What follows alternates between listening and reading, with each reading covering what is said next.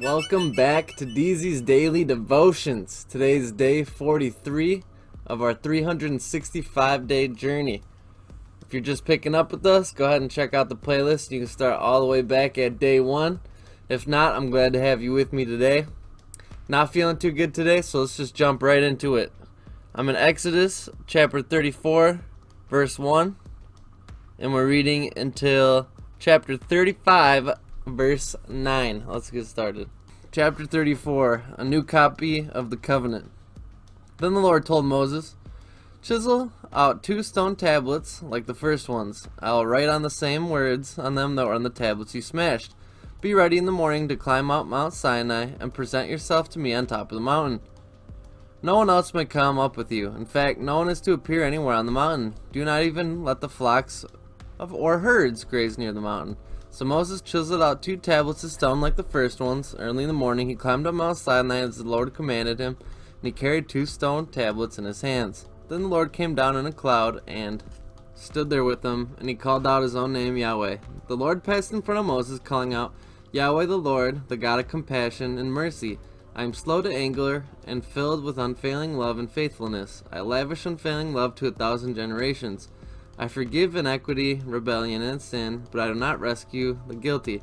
I lay sins upon parents and children and grandchildren. Their entire family is affected, even children in the 3rd and 4th generations."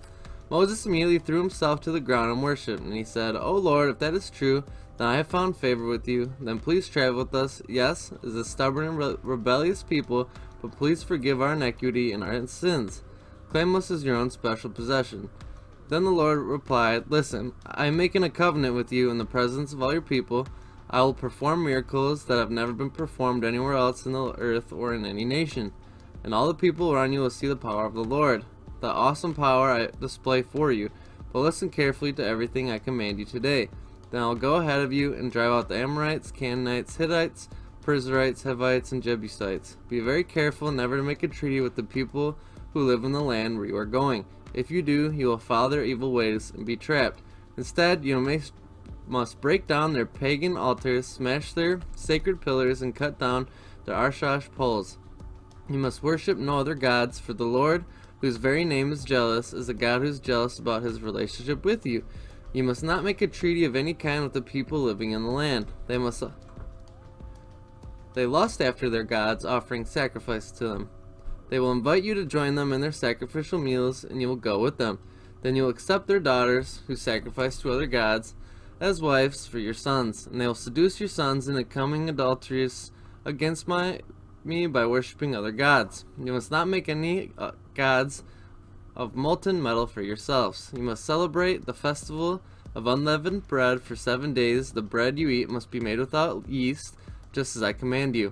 Celebrate this festival annually and appoint time early spring in the month of Abib, for this is the anniversary of your departure from Egypt. The firstborn of every animal belongs to me, including firstborn males from your herds and cattle, and your flocks of sheep and goats. A firstborn donkey may be brought back to the Lord by presenting a lamb or a young goat in its place, but if you do not buy it back, you must break its neck. However, you may buy back every firstborn son. No one may appear before me without an offering. You have 6 days each week for your ordinary work, but the 7th day you must stop working, even during the seasons of plowing or harvest. You must celebrate the festival of harvest with the crop of every wheat harvest, and celebrate the festival of the final harvest. At the end of the harvest season, 3 times a year, every man in Israel must appear before the sovereign, the Lord, the God of Israel. I'll drive out other nations ahead of you and expand your territory. No one will covet and conquer your land while you appear before the Lord God 3 times a year. You must not offer the blood of my sacrificial offerings together with any baked goods containing yeast, and none of the meals of the Passover sacrifice may be kept over until the next morning. As you harvest your crops, bring the very best of the first harvest to the house of the Lord your God. You must not cook a young goat in its mother's milk. Then the Lord said to Moses, "Write down all these instructions. These represent the terms of the covenant I am making with you in Israel." Moses remained there on the mountain with the Lord 40 days and 40 nights, and all that time he ate no bread and drank no water. And the Lord wrote the terms of the covenant, the 10 commandments, on the stone tablets. When Moses came down to Mount Sinai, carrying the 2 stone tablets inscribed with the terms of the covenant, he wasn't aware that his face became radiant because he had spoken to the Lord. So when Aaron and the people of Israel saw the radiance of Moses' face, they were afraid to come near him. But Moses called out to them, and they asked Aaron and the leaders of the community to come over, and he talked with them. Then all the people of Israel approached him, and Moses gave them instructions the Lord had given him on Mount Sinai. When Moses finished to speak with them, his face was covered in veil. Whenever he went into the tent of meeting to speak with the Lord, he would remove the veil until he came out again, and then he would give the people whatever instructions the Lord had given him. And the people of Israel would see how radiant glow on his face, so he would put the veil over his face until he returned to speak with the Lord. Chapter 35, Instructions for the Sabbath.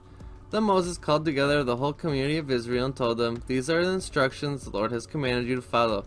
You have 6 days each week for your ordinary work, but the 7th day must be a Sabbath day of complete rest, a holy day dedicated to the Lord. Anyone who works on this day must be put to death. You must not even light a fire in your own homes on the Sabbath."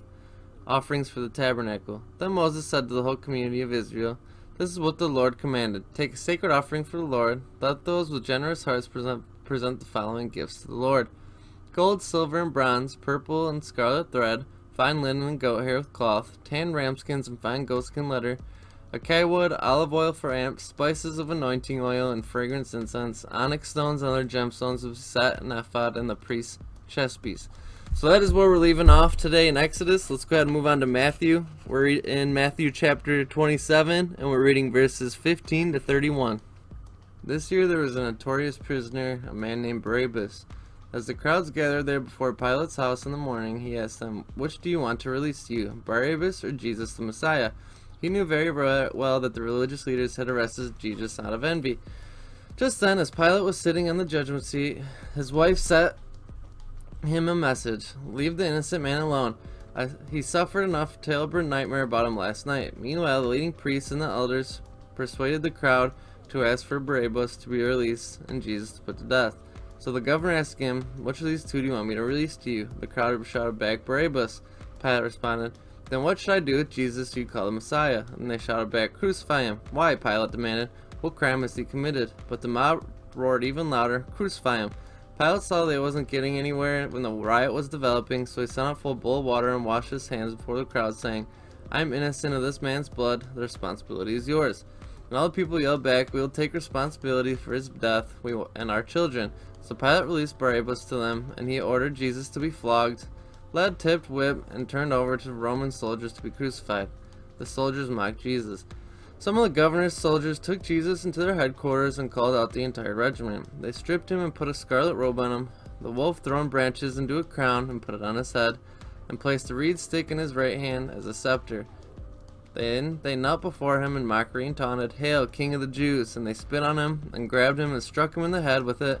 When they were finally tired of mocking him, they took off the robe and put his own clothes on him again. They led him away to be crucified. So that's where we're leaving off in Matthew. Let's go ahead and move on to Psalms. We're in chapter 33, and we're reading verses 12 through 22. What joy for the nation whose God is the Lord, what people who has chosen his inheritance. The Lord looks down from heaven and he sees the human race. From his throne he observes all who live on the earth. He's made their hearts so he understands everything they do. The best equipped army cannot save a king, nor great strength enough to solve a warrior. Don't count on your war horse to give you victory, for all its strength it cannot save you. But the Lord watches over those who fear him, those who rely on his unfailing love. He rescues them from death and keeps them alive in the times of famine.